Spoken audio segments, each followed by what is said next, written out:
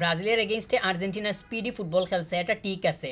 কিন্তু সবথেকে বড় কথা হচ্ছে আর্জেন্টিনা তাদের পরিকল্পনা থেকে সরে দাঁড়ায় নাই।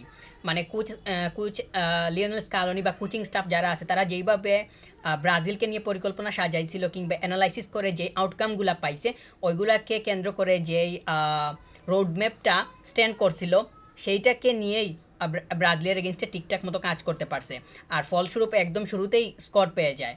আর তো সে ফাইনাল স্কোর তো 4টা স্কোর করতে পারছে, সেটা তো সবারই জানা। তো আমার কাছে মনে হয় যে ব্রাজিলকে এত আহ, অল্প সময়ের মধ্যেই তাদের যেই দুর্বল জায়গা সেটাতে হাত দিতে পারা এবং সেটা নিয়ে সেটাকে একদম ধ্বংস করে দিতে পারার অন্যতম মানে কারণ হইতেছে যে আর্জেন্টিনার প্লেয়াররা যেইভাবে হোমওয়ার্ক করে আসছে, ঠিক সেটার বাস্তবায়ন মাঠের মধ্যে গোটাইতে পারছে। ব্রাজিলও যথেষ্ট পরিমাণ কাজ করে আসছে। রাফিনিয়া এর কথা আমরা আগে শুনছি ম্যাচের আগে, ঠিক আছে, সে সেটা কথা বলছে। লিওনেল স্কালোনিও এটা নিয়ে ম্যাচ শেষে কথা বলছেন। তো রাফিনা এর কথাটা মানে আর বেশি সামনে আনতে চাচ্ছি না। তবে একটা কথা না বললেই নয়, রাফিনা যেইভাবে কথা বলছে সে অনেক বেশি তার মেন্টালিটি কিংবা টিম মেন্টালিটি কিংবা তার চিন্তা ভাবনা, সে চাইছিল যেরকম চাইছিল ঠিক সেমন তেমনটা সে মাঠের মধ্যে করতে পারে নাই। আর এটা হচ্ছে তার সব থেকে বড় উইক পয়েন্ট গতকালকের মানে সদ্য শেষ হওয়া ম্যাচটা থেকে। ব্রাজিলের প্লেয়াররা কোনোভাবেই টিম হয়ে খেলতে পারে নাই। রাফিনিয়া যেইভাবে সে কথা বলছে, তো এটা শুনে মনে হয়েছিল যে তারা হয়তো নতুন কোনো প্ল্যান নিয়ে আসতেছে কিংবা তাদের খেলার স্পিরিটটা হয়তো আর্জেন্টিনার এগেইনস্টে ওইভাবে ব্লো করবে। কিন্তু তারা আসলে নিজেদেরকে ঠিকমতো দাঁড়াতেই পারে, তারা তো ঠিকমতো দাঁড়াতেই পারে নাই। নিজেদেরকে তো মেলে ধরা খুবই কঠিন বিষয়, তারা কোনোভাবেই টিম ওয়ার্ক তারা করতেই পারে নাই। আর একটা আর বর্তমান সময়ে আর্জেন্টিনাকে হারাতে হলে, আর্জেন্টিনা যে স্পিড নিয়ে ফুটবল খেলে আসছে গত 4-5 বছর থেকে, আর বর্তমান সময়ের কথা তার বেশি করেই বলতে হয়, এই টিমটাকে হারাতে হলে আরেকটা টিমের দরকার, যেই টিমটা প্রপারলি টিম ওয়ার্ক করতে পারবে। কিন্তু ব্রাজিলের সাথে ব্রাজিল সেটা গত ম্যাচটাতে ব্রাজিল সেটা শো করতে পারে নাই। তো স্বাভাবিক করতে সেটা বলাই যায় যে ব্রাজিল এই ম্যাচটা জিততে মানে পারতো না, পারেও নাই। তো আর্জেন্টিনা লিওনেল মেসিকে মিস করছে গত দুইটা ম্যাচে, উরুগুয়ের এগেনস্টে এবং ব্রাজিলের এগেনস্টে। লিওনেল মেসি ছিলেন না। পাওলো দিবালা যদি সে থাকতো তাহলে হয়তো সাবস্টিটিউটে দেখা যাইতো। আলেহান্ড্রো গার্নাচোকেও পাওয়া যায় নাই, আবার লাউতারো মার্তিনেসকেও পাওয়া যায় নাই। বেশ কিছু প্লেয়ার্সকে পাওয়া যায় নাই গত দুইটা ম্যাচে ব্রাজিলের এগেনস্টে। বিশেষ করে যদি এই 3-4 জনের মধ্যে যদি 2জনও থাকতো তাহলে হয়তো দেখা যায় যে টিম আরও বেশি পরিমাণ স্ট্রং হয়েছে এবং স্কোরের পরিমাণ হয়তো আরও বাড়লেও বাড়তে পারতো। কারণ আজকে যে 4টা স্কোর আসছে, এই 4টা 4জন প্লেয়ারের কাছ থেকে আসছে। আর্জেন্টিনা সব থেকে আর্জেন্টিনার সব থেকে মানে সুবিধাজনক বিষয় কিংবা স্ট্রং যে জায়গাটা, এটা আমার কাছে মনে হয় যে প্রত্যেকটা প্লেয়ারই স্কোর করতে পারে। মানে যেই সুযোগ পায় দেখা যায় যে সেই নেট টাচ করার মতো ক্যাপাবিলিটিটা শো করতেছে গত ম্যাচটাতে। সেটা তো দেখাই গেছে, অ্যালেক্সিস ম্যাকলিস্টার যেইভাবে গিয়ে মানে পাটা টাচ করছে, তারপর ফার্নান্দেজের কাছে তো বলটা আসছে, হুলিয়ান আলভারেজ বলটা ক্রিয়েট করে নিছে, আর সিমিউনের গোলটা তো দেখা গেছে। তো মানে 4-4টা প্লেয়ারের কাছ থেকে আহ, মানে গোল আসছে, এইটা অনেক বড় একটা বিষয়। সামনে ওয়ার্ল্ড কাপ আসতেছে, এই ধারা যদি চলতে থাকে তাহলে একটা জিনিস খুবই শক্তভাবে বলা সম্ভব হবে যে আর্জেন্টিনা গোল পাইতে হলে এত বেশি পরিমাণ ব্যাগ পোহাতে হবে না। কারণ যে কোনো প্লেয়ার গোল করতেছে, নির্দিষ্ট কোনো স্ট্রাইকারের উপরে ভরসা করা লাগতেছে না।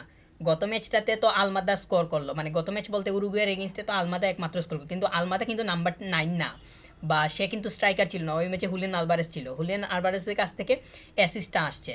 এই যে গত ম্যাচটা গেল, ওইখানেও সিমিনো এর গোল পাওয়া গেছে, এনজো এর গোল পাওয়া গেছে, ম্যাকলিস্টারের গোল পাওয়া গেছে।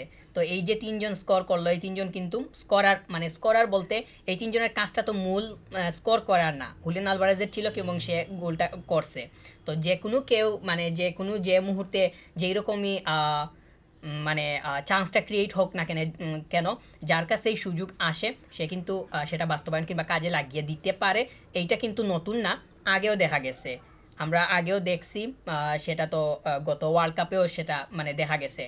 নেদারল্যান্ডসের এগেনস্টে যদি লিওনেল মেসি এর অ্যাসিস্টার কথা বলি, মলিনাকে যেই বলটা একদম থ্রু দেওয়া হয়েছে, ওইটা তো একটা ওয়ার্ল্ড ক্লাস অ্যাসিস্ট ছিল। এবং মলিনা যেইভাবে পাটা মানে টাচ করছে, এটা ফিনিশিংটাও ছিল খুবই টেকনিক্যাল এবং খুবই ব্রিলিয়ান্ট এবং খুবই স্মার্ট।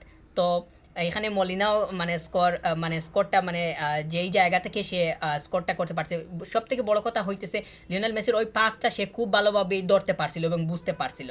তো ওই ধারাটা এখন পর্যন্ত চলমান আছে। আমার কাছে মনে হয় যে আর্জেন্টিনা যেইভাবে আগাইতেছে বা যেগুলা দেখাইতেছে, এগুলা যদি হল করতে পারে তাহলে সামনের ওয়ার্ল্ড কাপে হয়তো ভালো কিছু হওয়ার সম্ভাবনা থাকবে, যেইটা গত ওয়ার্ল্ড কাপে হয়েছিল। তবে এখনও সময় বাকি আছে, কোনো কিছুই স্থায়ী না।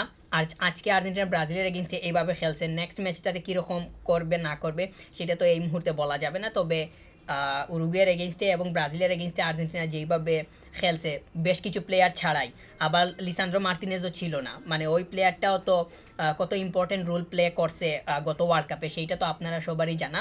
ওই প্লেয়ারটাও ছিল না, তো যদি থাকতো তাহলে দেখা যাইতো যে সেও হয়তো মানে ম্যাচ জয়ে কন্ট্রিবিউট করতো। তো আবার ফরওয়ার্ড লাইনেও বিশেষ করে লিওনেল মেসিকেও পাওয়া যায় নাই, লিওনেল মেসি ছাড়াই ব্রাজিলকে 4টা স্কোর করছে। তো যদি তিনি থাকতেন তাহলে হয়তো দেখা যাইতো যে আরও স্কোরের পরিমাণ হয়তো বাড়লেও বাড়তে পারতো। হুলিয়ান আলভারেজ প্রেস কনফারেন্সে মানে ম্যাচ শেষে কথা বলছিল, তখন সে ওখানে মেনশনও করছে। তো যাই হোক, হয়তো সামনের ম্যাচটাতে লিওনেল মেসিকে পাওয়া যাবে, আবার লাউতারো মার্তিনেজও ইনক্লুড হবে।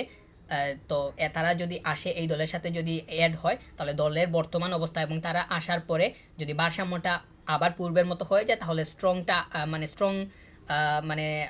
স্ট্রং হওয়ার পরিমাণটা আরও বাড়বে, সেইটা নিশ্চিতভাবেই বলা যায়। তাছাড়া ওয়ার্ল্ড কাপে তো আরও মানে ভাগা ভাগা দলের এগেনস্টে খেলতে হবে। গ্রুপ পর্ব পাড়ি দেওয়ার পরেই দেখা যাবে যে একদম কম্পিটিটিভ ম্যাচগুলো শুরু হয়ে গেছে। তাছাড়া শুধু গ্রুপ পর্ব পারি না, গ্রুপ পর্ব থেকেই তো আসলে শুরু হয়ে যায়। যেমন গত ওয়ার্ল্ড কাপের হিসাব করলেই সেটা খুব ভালোভাবেই দেখা যায়। আর্জেন্টিনা সৌদি আরবের এগেনস্টে হারার পরে মেক্সিকোর এগেনস্টে খেলছে, তারপরে খেলতো পোল্যান্ডের এগেনস্টে। তো মেক্সিকোর এগেনস্টে ম্যাচটা যদি হারতো তাহলে তো ওইখানেই বাদ পড়তো। তো গ্রুপ পর্ব থেকেই শুরু হয়ে যায় অবশ্য। সেটা তো সামনের দিকে দেখা যাবে। আর্জেন্টিনা ওয়ার্ল্ড কাপের তো খুব বেশি দেরি নাই, যদি এই ধারা আর্জেন্টিনার মেন্টালিটি, পারফরমেন্স, টিম ওয়ার্ক এইগুলো যদি খুব ভালোভাবে হল করতে পারে তাহলে আমার কাছে মনে হয় যে সামনে ভালো কিছু অপেক্ষা অবশ্যই করবে।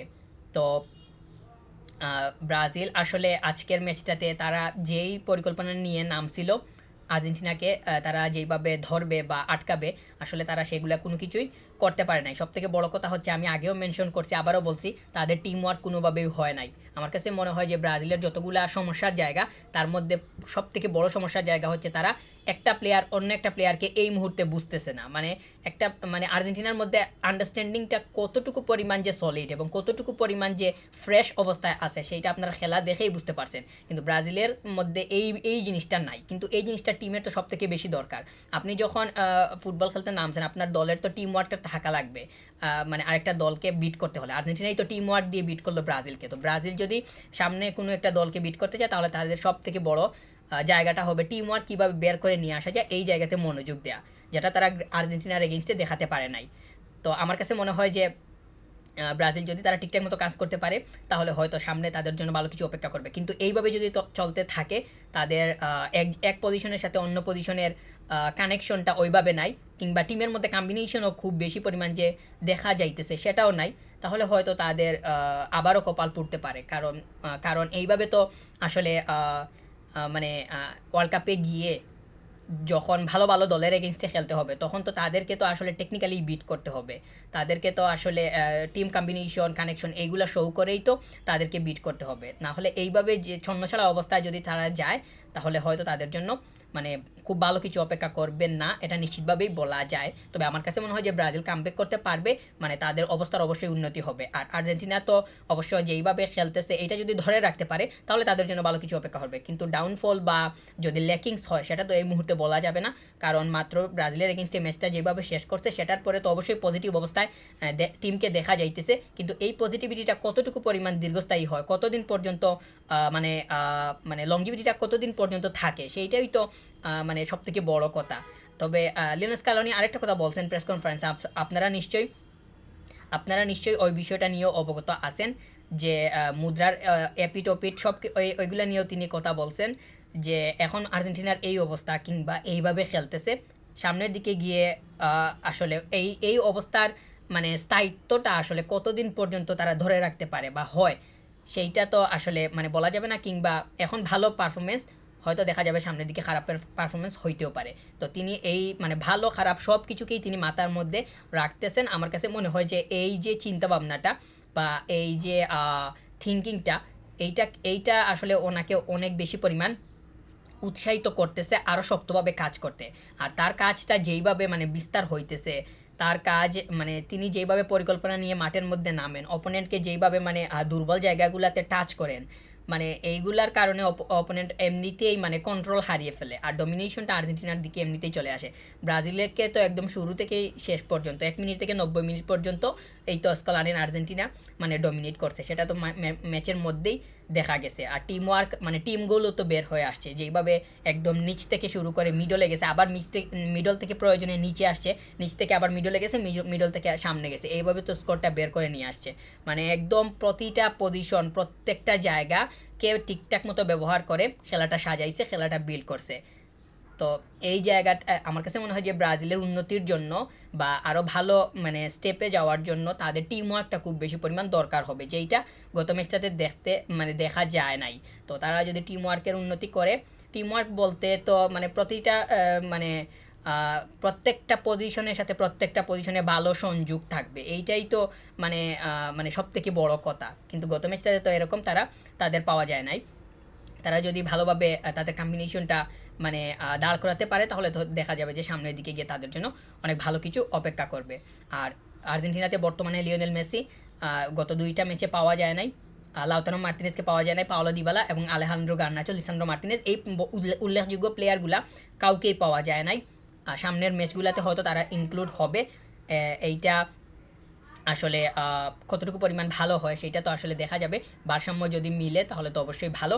আর বর্তমান সময়ে যারা টিমের মধ্যে অবস্থান করতেছে, যেমন আলমাদা, এই প্লেয়ারটা হয়তো স্কোয়াডে থাকবে। লাউতারো মার্টিনেজ এবং লাউতারো মার্টিনেজ এবং লিওনেল মেসি, এই 2টা প্লেয়ার যখন দলে ইনক্লুড হবে, তখন স্টার্টিং 11-এ আসলে আলমাদা খেলতে পারবে কিনা সেটা তো এই মুহূর্তে বলা যাবে না। তবে লিওনেল স্কালোনি আসলে তিনি কী চাইবেন এটা তো আসলে মানে ম্যাচের 2-3 দিন আগে ছাড়া কখনোই বলা সম্ভব না।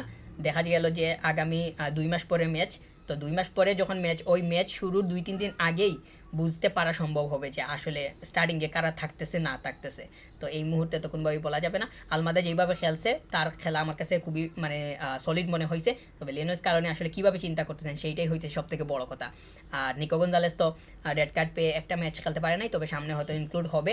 তো তার কাছ থেকেও ভালো কিছু আশা করবে আর্জেন্টিনা বলেই মনে করতেছি। ব্যাকলাইনটা সবসময় সলিড ছিল বলেই শেষ করব, কারণ ব্যাকলাইন নিয়ে বেশি কিছু বলতে চাই না, কারণ এইটা ঠিকঠাক মতোই কাজ করে আসতেছে। একদম একদম ডিফেন্ডার পজিশনে যারা ছিল সবাই সলিড ছিল।